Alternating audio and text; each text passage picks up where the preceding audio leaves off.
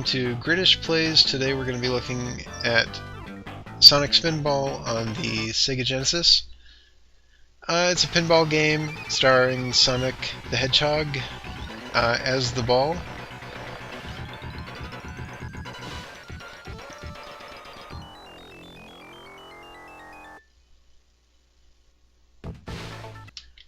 We're just going to go ahead and jump in here.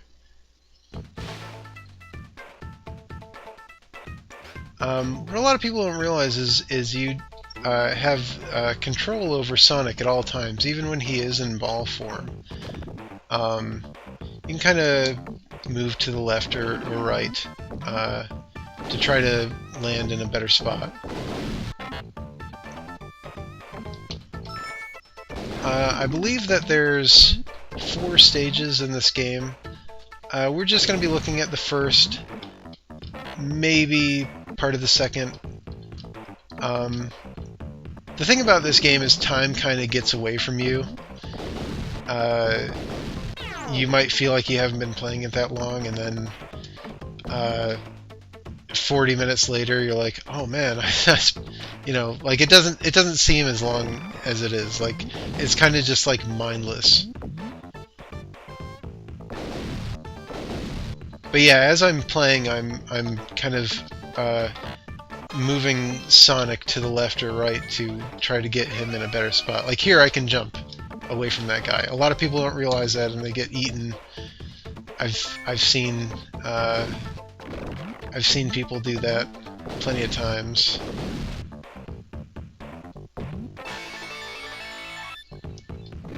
So I want to get all the emeralds to unlock the boss room.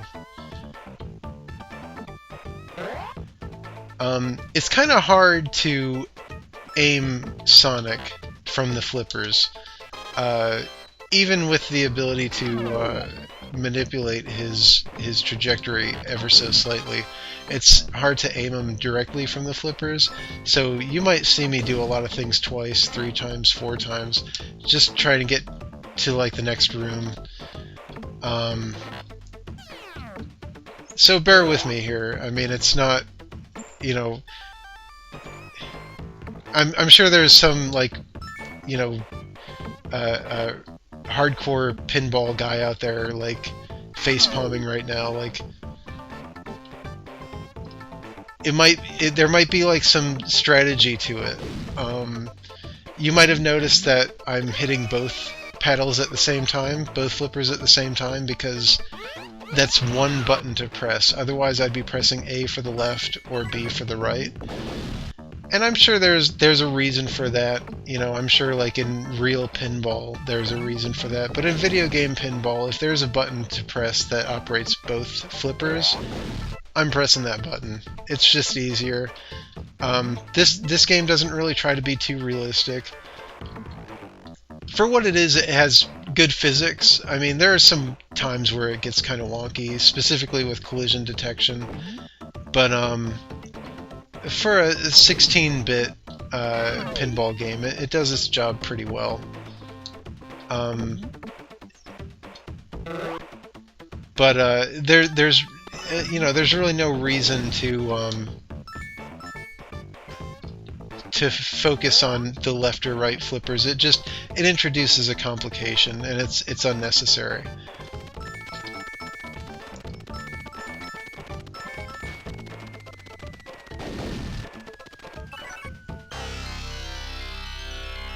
Yeah, I was hoping I picked the right side. I'm probably going to mess that up a couple times before I get the next one. So just bear with me here.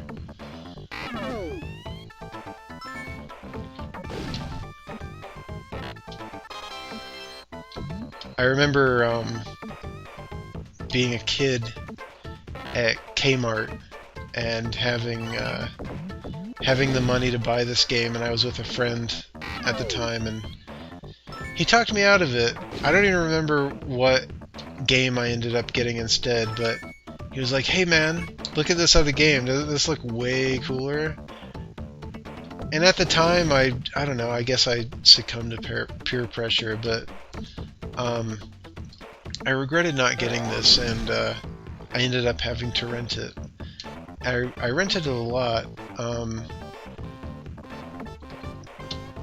but it was making me think. I was thinking about doing this video earlier, and I was thinking of that time at Kmart, and I was thinking, you know, I'm kind of excited to do this game for Gridish Plays, whereas if I didn't have that memory, if things went differently, I wouldn't have had that feeling about this game, and I wouldn't necessarily be so enthusiastic about doing the video. But yeah, I got to get that lever to open that door. But you know, I don't even remember what the other game was that I got instead, but I have that memory about this game, and this is the game I'm doing the video for. If things might have went differently, I might not have that memory, and I might be doing some different game that I don't care about as much, or I might not even be doing this video at all, you know? I mean, that was like kind of in my... I know I didn't get the lever yet, but I'm just kind of following the motions here. That was kind of my formative years in gaming, and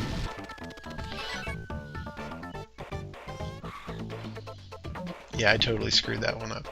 But yeah, I got to get that lever. Yeah, I mean, I had the Atari 2600, and later the NES, Super Nintendo, Sega Genesis. But the 16-bit era is really like that's the time, like that's the time I really became like a gamer. Come on, that's so close.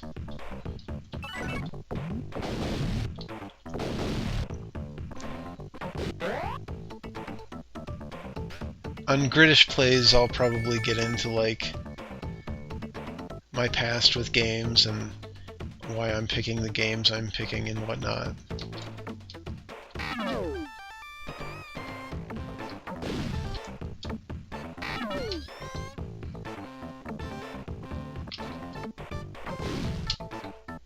Oh, almost had it, but that bird got in my way.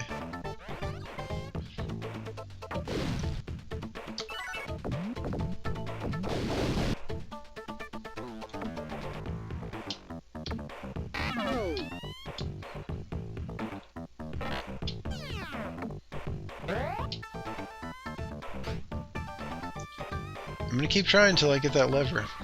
I know I gotta get that lever.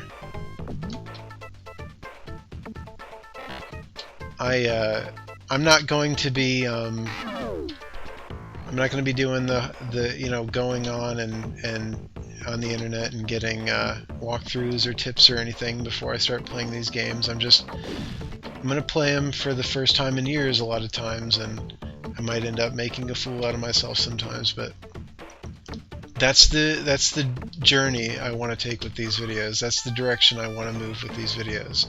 I want them to be like nostalgic moments. You know, going on the internet and finding walkthroughs or playing them first to refamiliarize myself with them before I start recording the video. You know, it's that makes for artificial nostalgia. Like, it's like I've already had my nostalgic moment. Now watch it as I play again. That's not what I'm going for. I want these to be nostalgic for me, as well as anyone watching, you know, to get that feeling of seeing it for the first time in a long time. And that might mean making mistakes once in a while, or doing the same thing over and over and over again, trying to get that lever. But it's just a matter of time.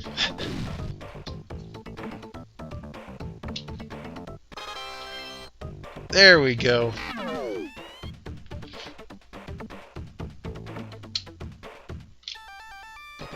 Now watch as I pick the wrong direction once I get in the cart.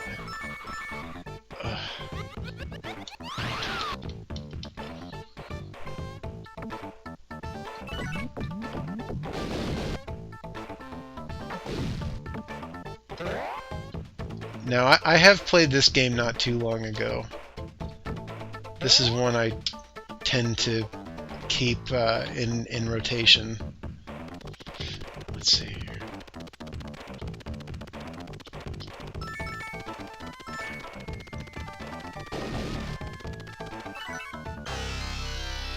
There we go.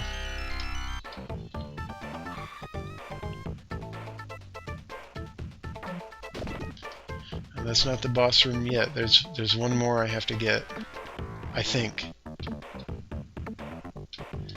I said I played this recently, but I'm not like an expert at it or anything. It's something I play from time to time. I just keep it in rotation. It's one of those ones I like to go back to, even casually, you know, just like I said at the beginning, you know, it's just kind of mindless.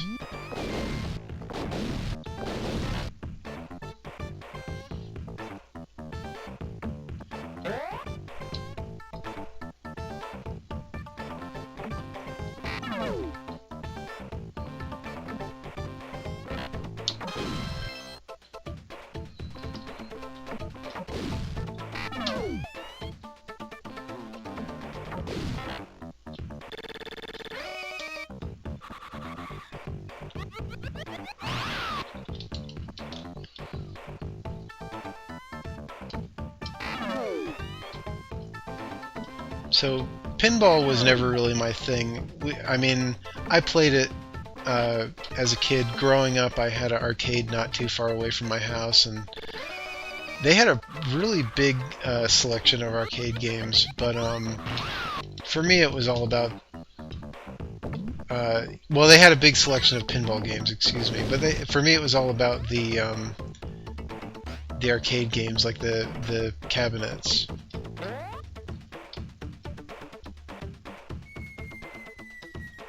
I need one more. Oh, okay, there we go. Alright, now the boss room opens up. But yeah, with the arcade, you know, I grew up, you know, I was fortunate enough to see games like Galaga and Pac-Man in arcades. And I saw the switch, you know, I saw the switch over in like the 90s with stuff like Mortal Kombat, you know, and Killer Instinct. A lot of fighting games in the 90s in arcades, which is cool, but you know, there was so much more that you know, they could have offered, and it kind of took a turn for the fighting games in arcades in the 90s, and you know, that's cool. I mean, I love fighting games, but you didn't see the different gameplay styles in the 90s in arcades that you saw in the 80s. Whoa, that was close. Come on. There we go.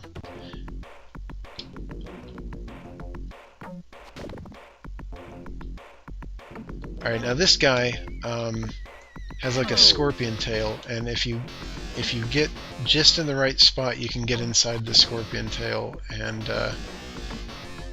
mess him up pretty hard. Like underneath the scorpion tail and his back. If I can get up there, there we go. There we go. Now in between stages, there's kind of like traditional pinball levels. Hopefully you'll see after I beat this boss. Those are actually pretty hard.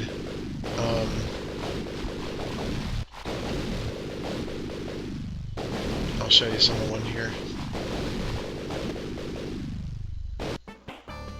They're hard because they're unforgiving. A lot of it's based on luck, really.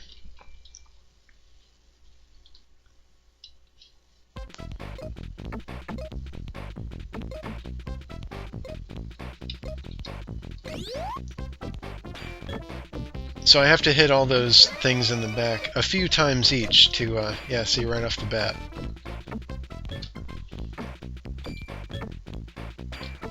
The thing I never understood about pinball is you really have no control over the ball once it leaves the flipper. So it's kind of like it's out of your hands, and it really seems like it would all be luck. I don't understand. Yeah, I don't really understand how like people can be good at pinball.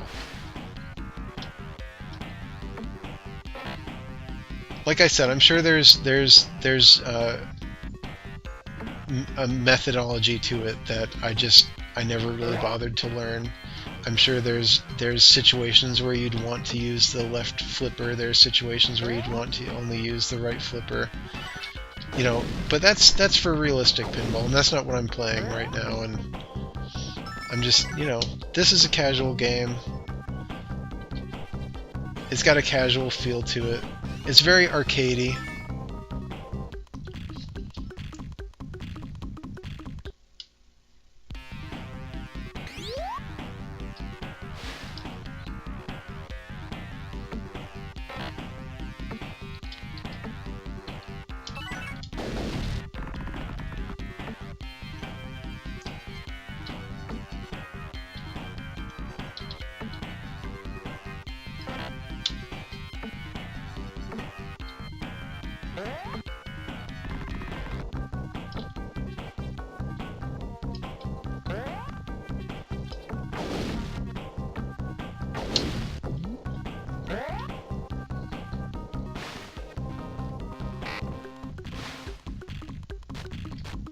Okay, now you can control these things. I can go to the other side if I wanted to, but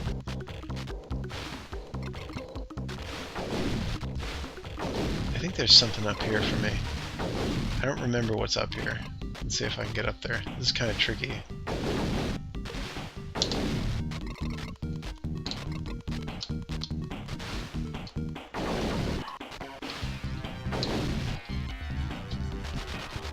There we go. Oh, there we go. Got an emerald. So there's a few more left on this level, and I'm not going to sit here and try to get them all. I'll play a little bit more, just to show you guys some more of this level, hopefully, but